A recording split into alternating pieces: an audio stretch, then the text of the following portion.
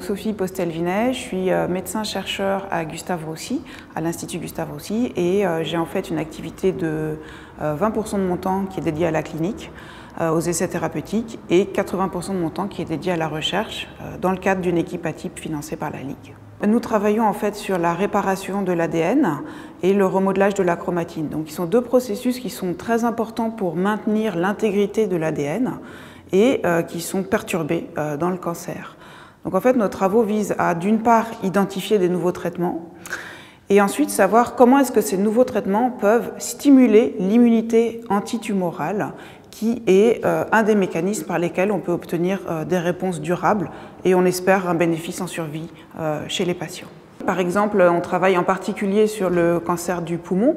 Le cancer du poumon qui présente des défauts de réparation de l'ADN très fréquents. On a identifié que certains inhibiteurs, qui s'appellent des inhibiteurs de PARP, pouvaient déclencher une réponse immunitaire et favoriser la réponse à d'autres médicaments qu'on appelle les anti-PD1 et PDL1.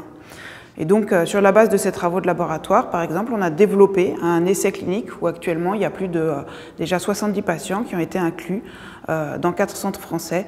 Et on essaie ainsi d'avoir vraiment une approche qui va du laboratoire vers la clinique et puis après, à l'inverse, également de la clinique vers le laboratoire pour exploiter au mieux les informations qu'on peut obtenir chez les patients. Et on espère pour eux un bénéfice des traitements. Alors le soutien de la Ligue via la type Avenir a été absolument essentiel.